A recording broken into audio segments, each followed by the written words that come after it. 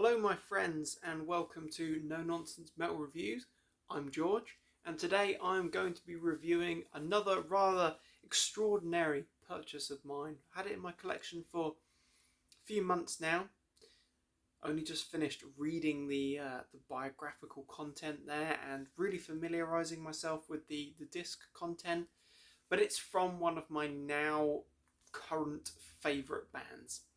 From Greece, a pioneering black metal band, one of the, if not the kind of biggest, most successful names of the Greek black metal scene. I'm talking about Rotting Christ, and this is Under Our Black Cult.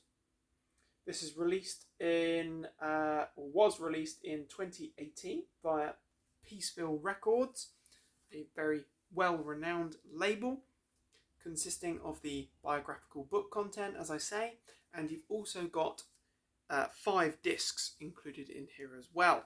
So, first of all, we'll take you through the biographical content because it's quite interesting stuff. And I love that artwork. I really do love that artwork. That is so dark and deep. It's grim stuff. Really cool. As I say, released via Peaceville Records. This is one of quite a number of sort of biographical book releases and compilation pieces the label has put out. I have recently reviewed the Paradise Lost release. We've had My Dying Bride and Dark Throne. There are others as well, but those are the ones that my budget has allowed me to recklessly splash out on. But I think they're a really lovely sort of collector's thing, a real completionist thing. So, mentioning those very interesting sort of biographical features that we get in here, and I should also definitely show this off, what I've actually been using as a bit of a bookmark. From the label, if you purchase this from the Peaceville Records website, as I did, you get a certificate of authenticity, which is actually signed by Sarkis Tollis, being guitarist, vocalist of the band, the frontman, one of the founding members, which is a really cool thing to have. Absolutely love that. Probably shouldn't be using it as a bookmark as I have been, but it's a really cool thing. So you've got your certificate of authenticity, but this takes you through the years of the band from their sort of formation around 88, 89 through to really kind of just following the, I believe, the sort of 3rd or 4th album. It takes you up to around the time of A Dead Poem, I believe, or Triarchy of the Lost Lovers. But it's full of really great photographs of the early years. What you've got is a lot of interesting content here. Just show off some of these. So you've got from Fernando from Moonspell. You've got a rather nice testimonial piece here. Really cool. Interesting sort of backstory of the band. Then it takes you right from the beginning, right from those early days of the band where they're releasing promo material, some great photographs. And what I really like about this is the fact that compared to the Paradise Lost book, you've got some really cool photographs, from lots of different underground scenes, underground stages, and some of these posters as well, and like flyers. They're really cool. It's really unique stuff. Really love it. It's been a really interesting read, actually. And of course, I'm not going to take you through every single little piece because, if you're a big enough fan, you're interested enough, you're probably going to pick up a copy if you haven't already, and you're going to check it out. But just to say, you've got some great photographs and you get some really cool stuff, really underground stuff. What I would say, though, is that it's actually really enlightening. As a fan of Rotting Christ, as someone that's been kind of picking up bits and pieces from the band, learning little bits and pieces along the way, it's really interesting. From their humble beginnings to, trying to sort of break out of the Greek scene and kind of branch out to the European scene as well, through the trials and tribulations, from having their own studio to being on a label that gives them or gave them absolutely kind of no promotion to being on one of the biggest and most well-renowned labels around as well. You've got all of that. It's really interesting stuff, and it's great to hear it from Sarkis, from his brother Themis, who was the drummer and is the drummer of Rotting Christ. You also get mention and words from Jim Mutilator, original bassist and vocalist, as well as from Morbid, the keyboard player, whose synth and keys work is synonymous with those early albums. You also get, I'll just show it off here, really cool inclusion of an old Slayer fanzine page as well, that kind of Scandinavian legendary material. You also get, just find that quickly, we've got words from Murray from Psy, and most interestingly, as a of course you've got Metallion, as I say, from Slayer Zine magazine.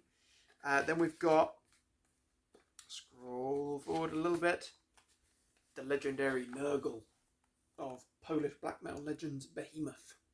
So we've got that in there as well. All giving their views and their sort of fond memories of this absolutely exceptional band, Rotting Christ, in this particular release. Really interesting stuff.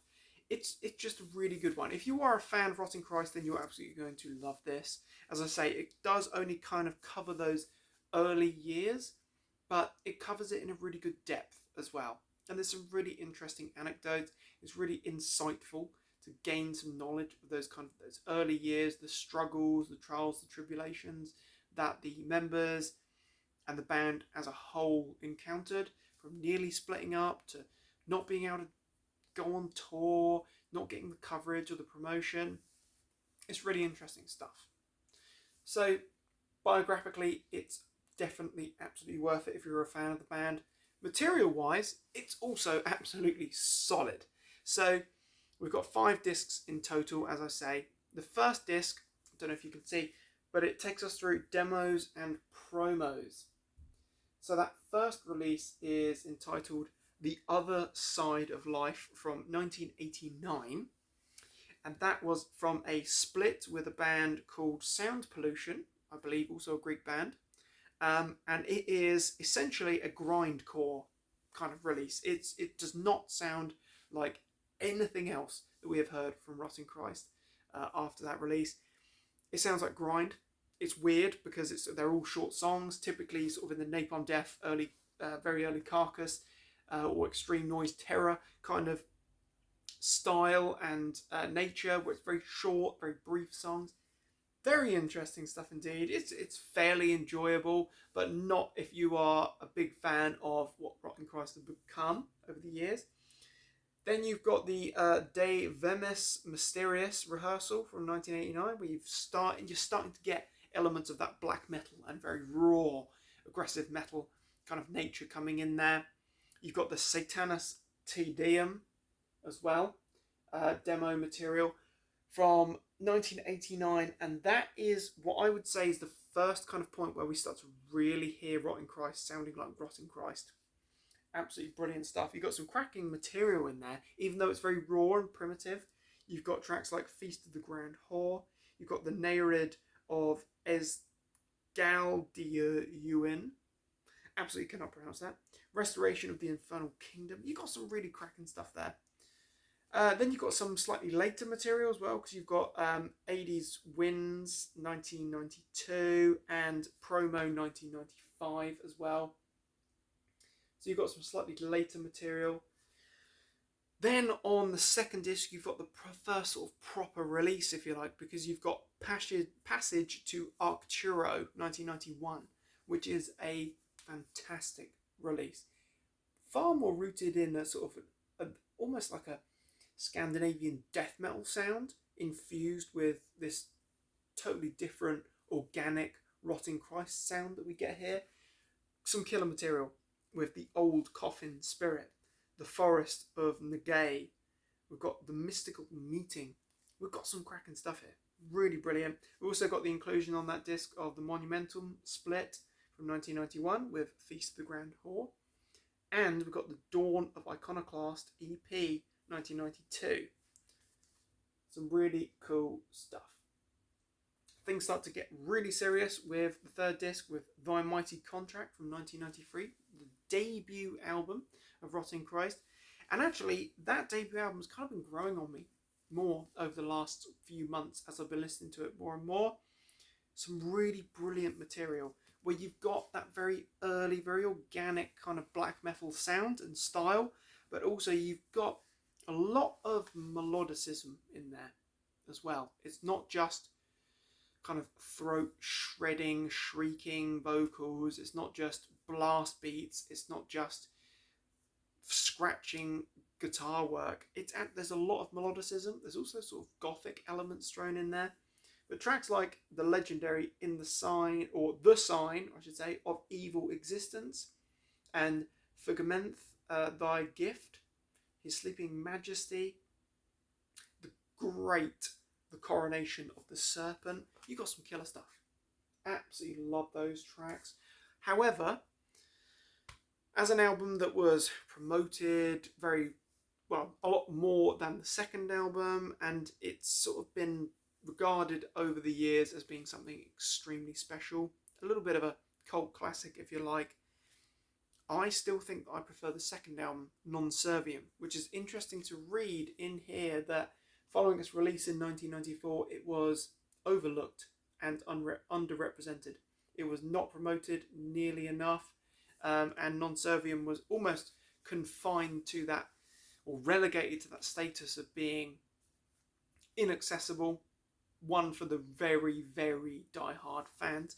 But I would say that I actually prefer Non Serviam to Thy Mighty Contract, not to discredit Thy Mighty Contract, because that is a superb album as well. But with tracks like The Fifth Illusion, Where Mortals Have No Pride, that epic track, Wolfera the Chackle, with that very traditional kind of heavy metal orientation as well to it. The title track Non Serviam with all of its power and melodic majesty. I Shaped God, and the closing epic Saturn Unlock Ave's Sun. Absolutely glorious stuff. Love it. Start to finish, I think it's a fantastic album. It really does. It really kind of hits that emotive element as well in the beauty of the guitar work and the leads. The keys and synths are majestic. Sarkis's vocals are on fine form. It's brilliant stuff. The last disc is actually a live compilation, essentially, because you have a live in 2000 release, which is surprisingly good quality. It's a really good live release, covering a lot of the early material through the kind of the Passage to Arcturo and surrounding sort of demos and splits through the first two albums, with some fantastic live inclusions of versions such as The Sign of Evil Existence. We've got The Fourth Night of Revelation, Coronation of the Serpent. We've also got The Old Coffin Spirit, The Feast of the Grand Whore, Saturn Unlock Ave's Sun, Wolf the Chuckle. Absolutely fantastic. It sounds great as well. The musicianship is flawless. It sounds like it should have been. If it isn't, it needs to be a proper live release, a standalone live release showing Rotten Christ playing their early material in fine form. We've also got some live material from 1993 with Feast of the Grand Whore, Visions of the Dead Lovers, The Mystical Meeting. We've got some cracking material there. Really, really good. Overall, I would say this is definitely one for the diehards, or for those that are more acquainted with Rotting Christ. This wouldn't be a great purchase for someone that was just wanting to get into the band in the first place. But if you are a fan, then this is definitely a collector's piece to pick up. This is a fantastic release. The biographical content is really interesting. Really interesting, in fact, very informative. And the musical content is brilliant. Love it. It's worth it because you've got the first two full-length albums. You've also got the first sort of EP, and you've got tons of additional rarities and bonus material, if you like. It's a real standout release. I love this, and I have really thoroughly enjoyed reading it and also acquainting myself and, you know, really acquainting myself with the material, those discs in there. So there you have it. Under Our Black Cult, a fantastic release from a fantastic band, Rotting Christ from Greece, heralded as being one of the biggest and best bands of the Greek black metal scene, and just one of the best black metal bands around, absolutely. Although they are very infused with melodicism and Gothic elements, there's sort of traditional heavy metal elements as well woven in there. They are a staggeringly good band, and I absolutely love Rotting Christ. Had the absolute thrilling pleasure of seeing Rotting Christ at Incineration Fest back in May, so I'm still on the high from that. Absolutely love them. Listen to them all the time. They are definitely a top 10 band for me since discovering them, which was many years ago. In fact, I think it was through the album Rituals. I think I purchased a copy of that shortly after or around the time of release, but have only really started to delve deep into Rotting Christ discography over the last sort of 2 or 3 years. But absolutely love them. They are a killer band. Under Our Black Cult, with that beautiful artwork, that dark, grim, gritty and grisly artwork. Check it out if you're a fan. If you're not familiar with Rotting Christ, absolutely check them out. Get on Spotify, get on YouTube, whatever. Check them out. They're a band you freaking need to hear, as I've previously recommended. But thank you very much for watching, my friends. Do feel free to like and subscribe. Let me know your thoughts and opinions on this brilliant release.